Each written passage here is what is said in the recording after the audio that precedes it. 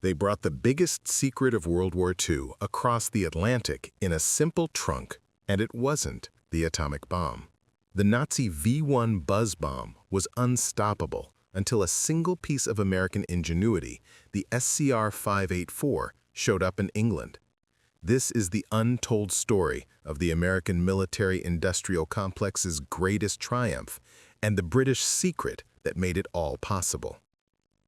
We all know the great battles of World War II, but the real war, gentlemen, was often fought in silence, in laboratories, and over a 3,000-mile ocean voyage. It's 1944. The Luftwaffe, Hitler's air force, is still pounding the Allies, but the new terror is the V-1 flying bomb, the buzz bomb, a nasty, relentless weapon that conventional anti-aircraft fire simply could not track or destroy with any reliable speed. It seemed unstoppable. Imagine standing on the docks of Anzio or in the streets of London, watching those bombs roar overhead, knowing your defenses were practically guessing. It was a problem that cost countless lives and crippled Allied morale because the current technology was a dead end. However, a miracle soon arrived on the battlefield, the SCR-584 radar. This wasn't just another piece of equipment. It was the ultimate, state-of-the-art answer. The SCR-584 was an automatic tracking microwave radar developed by the MIT Radiation Laboratory in the US. It looked like a giant weather vane, but it was nothing less than a digital eye for the massive 90mm anti-aircraft guns. Here's the key. Previous radar, like the Army's own older SCR-268, was big, clumsy, and worked on long radio waves, meaning its accuracy was measured in football fields. The V-1, flying fast and low, demanded surgical precision. Therefore, the SCR-584 changed the rules. It could automatically lock onto a target, track it with accuracy of just 25 yards, and direct the guns instantly. But where did this quantum leap in technology, this ability to use microwave radar, come from so quickly in the war? The stunning truth is that the genesis of the SCR-584 wasn't purely American ingenuity. We have to rewind back to 1940, in the darkest hour of the Battle of Britain. The British, desperate and facing total collapse, sent a team, the Tizard mission, to the US. Their cargo, hidden in a small locked deed box, was considered the single most valuable item ever brought to our shores. It was a microwave generator called the cavity magnetron. Now, if you want to understand the modern world, you must understand this magnetron. Before this British invention, our best radar was like shining a fuzzy flashlight in the dark. But the magnetron, small enough to hold in your hand, could generate 300 kilowatts of power at an incredibly short 10-centimeter wavelength. This was essential because that short wavelength meant the radar beam was sharp, highly focused, and could pinpoint a target the size of a plane or a buzz bomb with unheard-of clarity. Therefore, the SCR-584 was born of an urgent transatlantic collaboration. The Brits brought the genius invention, the design for that powerful, miniaturized heart of microwave radar, but America brought the arsenal of democracy, the industrial muscle and scientific talent at MIT's newly formed radiation laboratory to take that magnetron and build it into a weaponized marvel like the SCR-584. If you have any interest in these pivotal moments of history, please consider hitting the subscribe button. It's how we know to keep covering these vital stories. So how did the SCR-584 actually work? Its huge parabolic dish antenna didn't just spot a plane, it conically scanned the sky. Think of it like this. The radar beam wasn't a single pencil of light, but a tiny cone, constantly spiraling just off-center, sweeping the area around the target to find the strongest signal. This was a challenging engineering feat because the moment that signal was found, the antenna had to be driven by powerful motors to keep the crosshairs locked on. The debut of the SCR-584 at Anzio and its immediate combat effect. The Luftwaffe was conducting concentrated, deadly air raids against our troops pinned on the coast. Suddenly, the SCR-584 units, still green but ready for action, were deployed. The effect was immediate and devastating to the enemy. Night after night, the automated guns ripped apart the German formations. But the SCR-584's defining moment came in the summer of 1944, when the V1 campaign began pummeling London. These weren't bombs dropped from a plane. They were robot weapons that roared, then suddenly went silent, which was the terrifying signal that the dive and detonation were imminent. The stakes were psychological. Could a democratic people withstand a war waged by relentless, faceless machines? The solution demanded more than bravery. It demanded an unprecedented level of precision. Therefore, hundreds of SCR-584's were rushed to England. Paired with the new, almost equally important proximity fuse, another Tizard mission brainchild, the radar system had its purpose. The 584 would lock onto the V1, the guns would track it automatically, and the shell would detonate near the target, not needing a direct hit. Over 4,000 V1s were launched at London. By the end, the SCR-584 was responsible for shooting down 79% of all V1s that entered the defensive zone. The utility of the SCR-584 didn't stop at shooting down aircraft, however. After D-Day, as our troops pushed through Europe, this radar became an indispensable battlefield tool. It was incredibly mobile, traveling right behind the front lines. But what good is anti-aircraft radar in a land war? This is where its surprising versatility truly shone, because its phenomenal accuracy made it suitable for tasks far beyond its original design. Therefore, the SCR-584 became an early form of battlefield intelligence hub. It could spot German trucks moving 15 miles away, allowing for preemptive artillery strikes. It could guide Allied ground attack aircraft to their targets with pinpoint accuracy, almost like a precursor to GPS. And, perhaps most uniquely, it was used to track the trajectory of our own artillery shells, allowing gunners to make instantaneous, hyper-accurate corrections to their firing tables. It was truly a revolutionary piece of equipment. Now let's talk about that surprising application, artillery tracking. It's a detail often overlooked in the grand history, but it speaks volumes about the system's accuracy. By tracking the exact arc of an outgoing shell, the radar could instantly calculate wind drift, temperature effects, and barometric pressure variations on the projectile. This data was fed back to the gunners almost immediately, allowing them to adjust their aim with surgical precision. This meant more rounds on target, faster, which is what every combat infantryman ever wanted from his heavy support. This dedication to accurate, relentless fire support also ties into the enduring American cultural value of getting the job done right the first time. No guesswork, no wasted effort, just scientific certainty applied to the grim business of war. Therefore, the SCR-584 wasn't just technology, it was an embodiment of the Yankee ingenuity that prioritizes efficiency and practical results. It quickly earned the reputation among the crews as the reliable workhorse. The Tizard mission's success set a precedent, paving the way for the robust scientific collaboration that defined the post-war era. Think of NASA, NATO, and the countless joint defense projects that followed. All of them trace their roots back to that briefcase in 1940.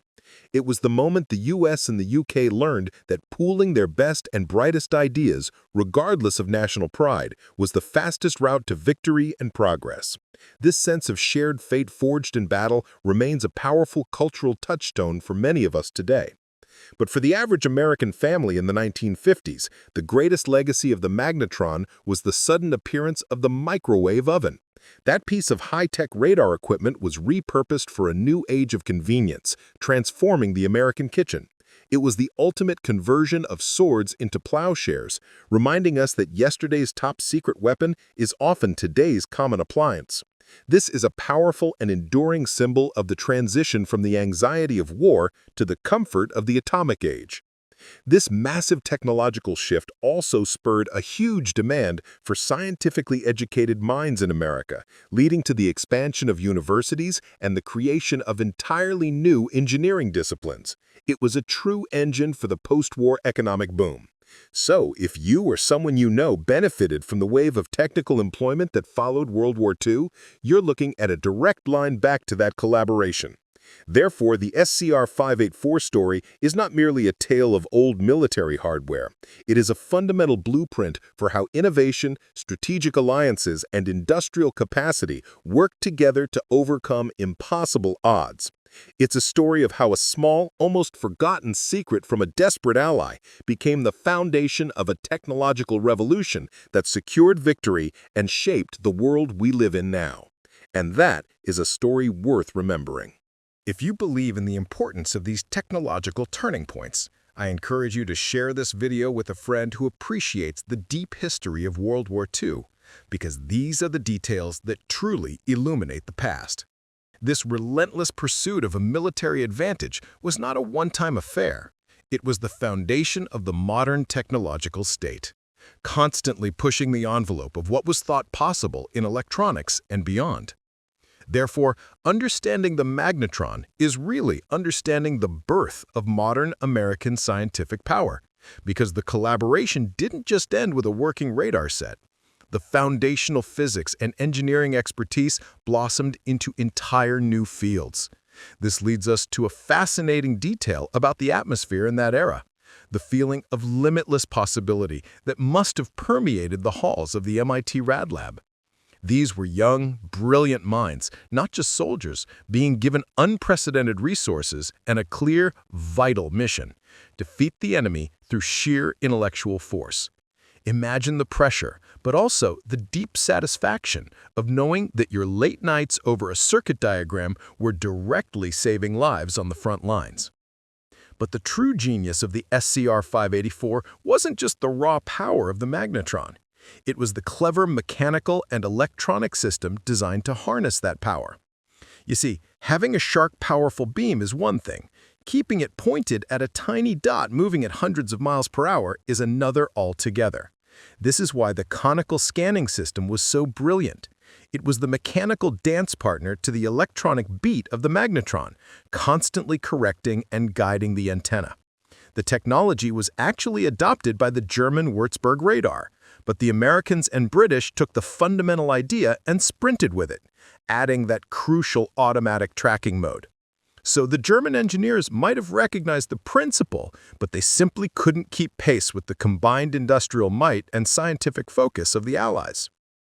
Now, consider the men of the Tizard mission, especially Edward George Taffy Bowen, who carried the magnetron in his suitcase. This wasn't a spy movie. It was a desperate gamble by a nation literally fighting for its life, placing its most valuable secret into the hands of a still neutral ally. The trust required for such an exchange is a testament to the shared values of freedom and democracy that bound the nations together far stronger than any treaty. Bowen's anxiety as he demonstrated the magnetron at Bell Labs must have been immense. He was banking on the future of the free world with a single blue glow from a piece of metal. This initial success led directly to the explosion of the MIT Rad Lab, which quickly became a beehive of innovation. They didn't just reproduce the magnetron. They refined it, improved it, and rapidly integrated it into the SCR-584. The sheer speed of this development is astounding, from a lab curiosity in Britain to a mass-produced, battle-ready weapon in American hands within 3 years. This pace was what truly gave the Allies the technological edge, an edge that historians now argue was far more decisive than many of the large, sweeping tactical battles. Therefore, when the SCR-584 finally deployed to Anzio in February 1944, it wasn't just radar arriving. It was a carefully constructed promise of safety for our troops.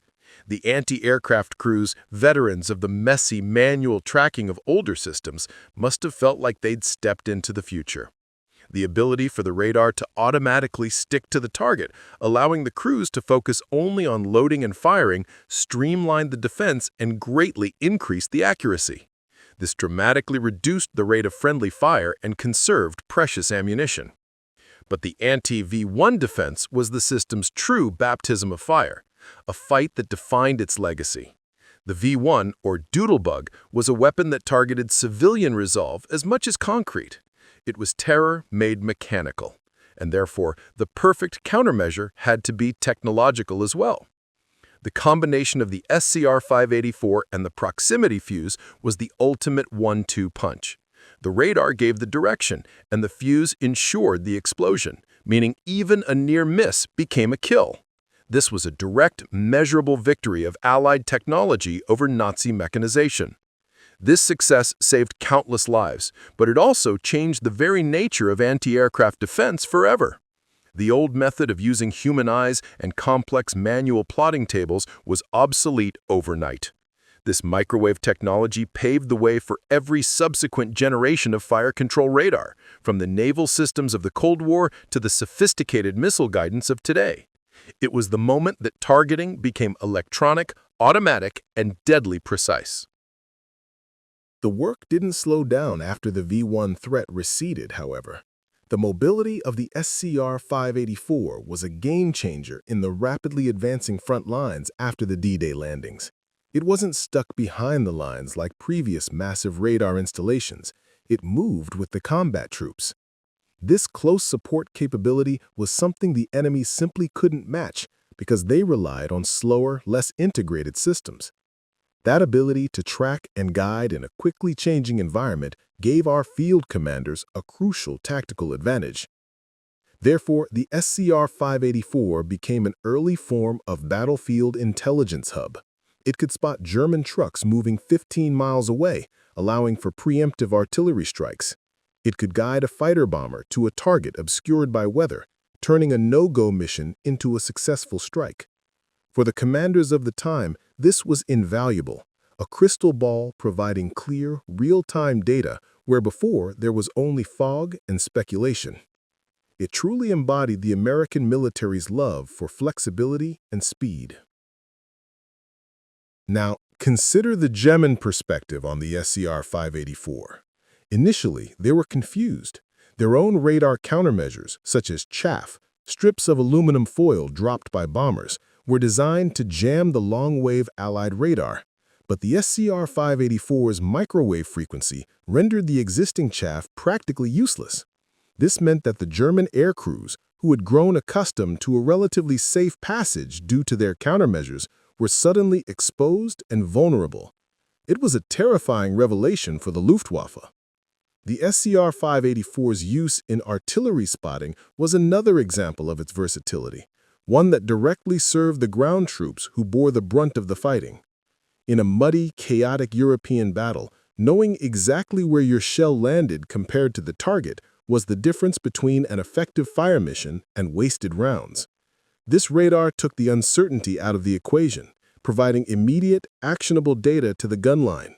It gave the men on the ground confidence in their support, something every soldier values more than almost anything else. This detailed trajectory analysis also played a part in what was a constant frustration for field artillery: the constant changes in temperature, humidity, and wind that affected long-range accuracy. Therefore, the SCR-584 essentially became a rapid-response mobile meteorological lab, automatically factoring in atmospheric conditions to maintain a consistent line of fire. It was science bending the unpredictability of nature to the will of the tactical commander. Now, as the war wound down, the question became, what happens to this immense industrial and scientific apparatus built to produce weapons like the Magnetron and the SCR-584? That infrastructure was simply too valuable to shut down. This is where the long-term vision of leaders like Loomis and Bush paid off, as they immediately began directing the wartime talent toward peacetime scientific goals. This laid the foundation for the National Science Foundation and cemented the U.S. government's role as the primary funder of basic research. The SCR-584 itself continued to serve well into the Cold War. It became the template for subsequent tracking radars, influencing everything from space surveillance to advanced missile guidance systems. For decades after VE Day, the 584 remained a reliable part of the national defense, a testament to its initial robust design. It was a piece of equipment that proved its worth, evolving from a desperate countermeasure to a trusted veteran of the military arsenal. But its greatest enduring cultural legacy for our generation remains the kitchen microwave. It is the ultimate everyday object born of military necessity. A simple reminder that the same curiosity and ambition that won a world war can also simplify a weeknight dinner. It's a powerful narrative, the idea that the same mind capable of inventing a weapon to defeat fascism is also focused on the common man's convenience. So, if you appreciate these deep dives into the technology that shaped the American century, please like this video, because your engagement helps us bring more of these vital, in-depth historical stories to light. It's how we keep the memory of these accomplishments alive for the next generation. We owe a great debt to the scientific diplomacy of the Tizard mission and the unsung engineers at the MIT Radiation Laboratory, the quiet heroes who never fired a shot but turned the tide of the war with pure intellect. Their work reminds us that the ability to invent and adapt is the true measure of a nation's strength. Now, it would be easy to think that once a war is won, the need for this kind of sharp, focused innovation goes away. However, history teaches us a different lesson. The world is constantly evolving, and today's challenges, from global competition to new technologies, demand that we remain just as curious, just as inventive, and just as collaboratively focused as Sir Henry Tizard and Alfred Loomis were in 1940. That old spirit of American ingenuity, married to the best ideas from around the world, is always required to keep the lights on and keep us safe.